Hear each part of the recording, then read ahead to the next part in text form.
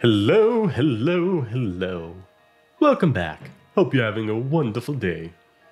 Now I shall be talking about, and doing it very briefly to get a quick turnaround time, turnaround time. I always slur my words for some reason. Oh well. Of Loki, episode 2. Don't remember the name for this one. Oh well. We'll still put it in the title and the description, because SEO. Anywho, where was I? Yes, I have some stuff I'd like to talk about, but that's more vague, abstract stuff, so let's just go over what happens in this episode first. But something I didn't realize from last time, though. Wonderful framing. I didn't realize Morbius was Owen Wilson.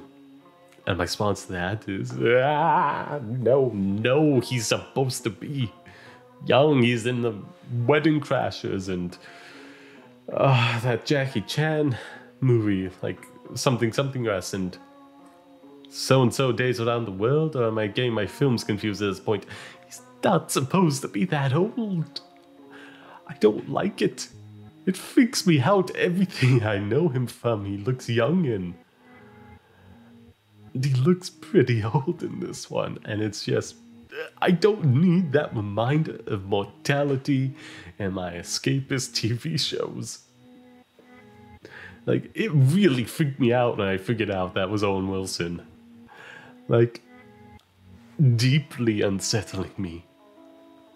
Just reminding me all of us die someday, and I didn't need that. Anywho, what happens in this episode? Very cool opening scene with what I'll refer to as now as rogue Loki? Villain Loki? I have something I'm thinking about that, but that comes in later. We just see, for now I'll say them, possess somebody in a fight and backstabs a few other people whilst they're like in the thick of it, drawing all the attention. They love the use of it, and we do see this Loki here kidnap the person they're with for some reason and take them to the hidey hole. We then, where was I? Not to go over beat by beat, Loki and gang come there. He stalls for time just to see what happens and try and, just take a chance, see if it'll pay off. It doesn't. They leave with no more information. Morbius sets him on the task of trying to figure out what's going on with this variant here, where they're hiding out and all that. And after some emotional stuff of Loki figuring out, Asgard gets destroyed, and also the implications of stuff like that being on the approved version of events, has a startling realization that the perfect place for a time variant to hide out in is in an apocalyptic, there we are, event. Because everything they do in that scenario will not matter, because everybody around them is destined to die. And maybe themselves if they're very unlucky. But still, you could have no impact on the timeline within those kinds of events, so they're the perfect place for a time variant to hide out in. And it's a lovely little scene of him just paying that off. We also, throughout the episode, get a few points with this, and Loki pointing out differences between types of magic, just slowly reestablishing him as the capable threat, because he was very much that in the first Avengers film, but then ever since the Hulk scene, it's just been on screen, he has not had as many ups as he's had downturns. I think the only other time he really got anything successfully done was when he replaced Odin, but then that followed up with Thor Ragnarok, which, was much more heavily a comedy, which I liked. It worked out, but by its very nature, it undermines that success. and made Loki the butt of a few jokes. We didn't get to see him be very capable, especially because, like, in the comics, I should say, not comments, he's just a lot more tougher, with a lot more powers, and he's been very much downscaled for the MCU.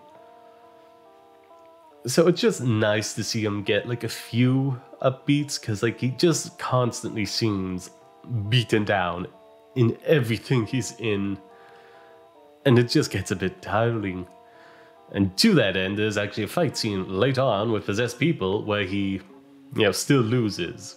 So, which again, maybe it's just because of the magic that's possessing them, but again, aren't Asgardians supposed to be stronger than humans on a base level? And I'm sure, like, okay, he's like an ice giant or something, but like, again, also stronger. So like, I don't get this. I just do not get it. Yes, then we get the reveal of this variant Loki, that our variant Loki, oh god, confusion, is hunting down, and it turns out it's a woman, but I'm a bit worried. Because, like, there was this whole thing about, like, oh, Loki's gender fluid. It's not really spoken of. It's just, like, on a document that could be easily edited out, because I'm metagaming this year. They have done this with, like, every gay character they have, like, kinda introduced, like, into the properties Disney.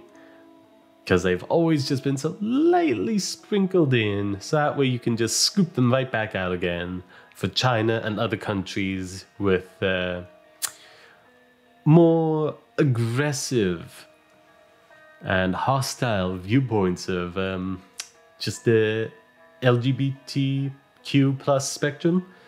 Like, a lot of countries are just pretty homophobic and against transgenderism and all that, and it's like, yeah, everything they've done to, like, include this has been so light that's A, kind of meaningless to do, and B, so easy to take out for those markets. So, part of me does doubt that this is actually a time variant of Loki, but my personal belief here, this may actually just be the Enchantress.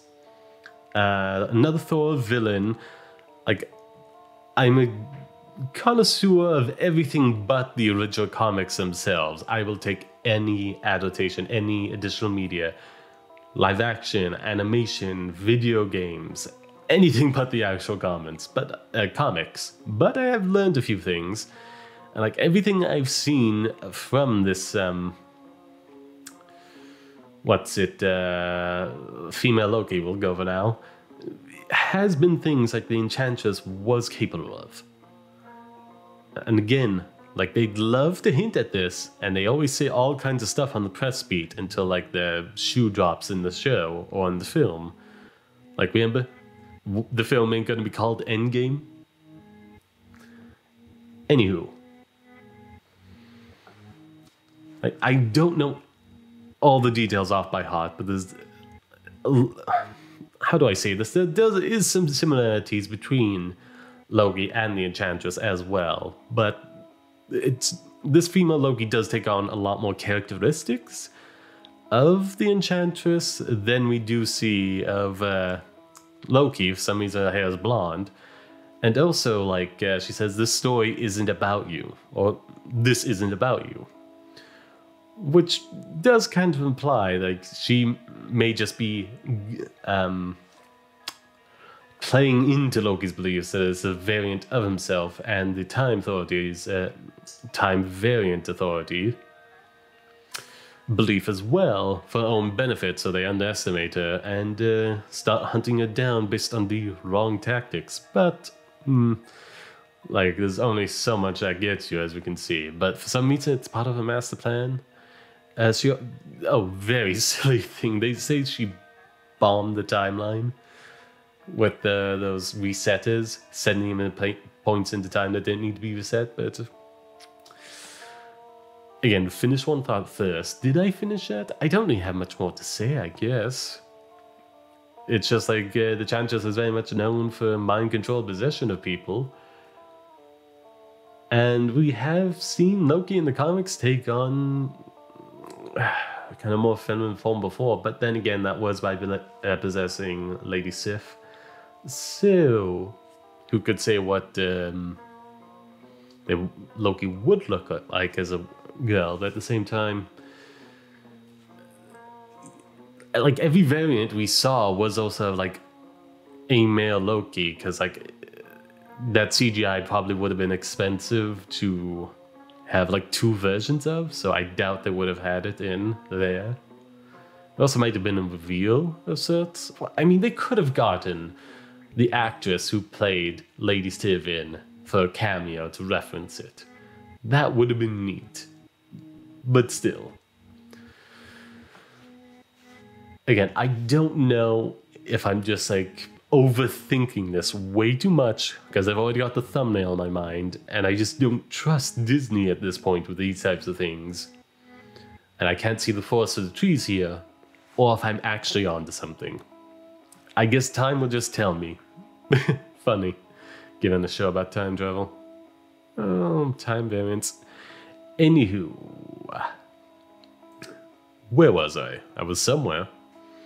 Oh yes, I just did the bombing plot, which again brings me into the ethical concerns of the TVA, which I'll go quickly because I don't want this to be too much longer, just for some quick editing. Get this out next day. Where was I? Hi fiddly hey. What an odd saying. Oh yes, these things, Loki points out early in the episode that their phrase of resetting the timeline is just a very nice way of saying to disintegrate people, which is like incredibly worrying. Like the people in that point in time are people who had experiences that the reset versions will not have. They're their own unique versions, and they are being wiped out by the TVA. In effect, making them mass murderers. And it's just very, very unsettling. On top of, just the propaganda, restriction on just all forms of information within the TVA, which is very worrying. As well as, this is what really unsettles me, like describing our Loki as a cosmic mistake and making him wear a jacket that says variant on the back, and making it quite clear that he is only alive right now because they can get some use out of him, and as soon as that stops, he may no longer be kept around, which is very, very unsettlingly close to some historical stuff that I can't believe anybody took a first pass at this and was like, yeah, this is fine, we'll keep it all exactly the same. It's just a few minor changes would stop me from drawing these comparisons, because it's like really fucking worrying me right now. And like, for the record, I try not to swear in videos unless I'm incredibly frustrated, or I'm making a point of just like how strongly I'm feeling about something, because again, I don't want to say the words themselves, because frankly they're more likely to get me demonetized than swearing. Like, it's some bad comparisons about making someone like wear clothing that identifies them as different from everybody else, and to be looked upon as lesser and possibly killed. That's not a good comparison you want to draw. Maybe that's the whole point of the series. And like, we'll go into that deeper as it goes along. I hope it will. But as it is right now, I am incredibly, incredibly worried by this. I don't like it. It's not good. It's not good at all. And yeah, I think I'll leave it there. 15 minutes, anything quick? Oh yes, on top of that whole point, just tying into that, like, I like good representation. I do, but I just don't feel like within an authoritarian, probably borderline fascistic organization, maybe that's not the best place for representation of any kind. It's not like people of color can't be the bad guys and things. Like, I love Titan within Invincible. That's a great example of it.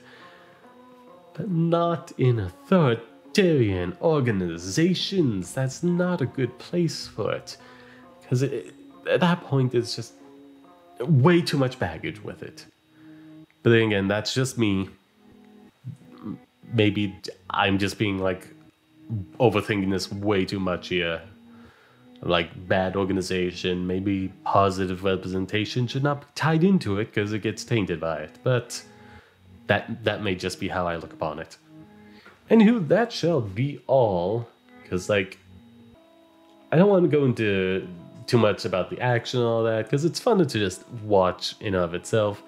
Tom Hiddleston, the light, keeping me going strong through this, and he has some good chemistry with Owen Wilson. And yeah, that's pretty much everything until next Wednesday when the next episode comes out. So, where was I? Not the outro. I have a Twitch and YouTube gaming channel called Sod Passion Gaming. You'll find a link to it in the description and about section of this channel. If you like how I talk, how I sound, how I think about things, and want to see how that relates to gaming, please do come check them out.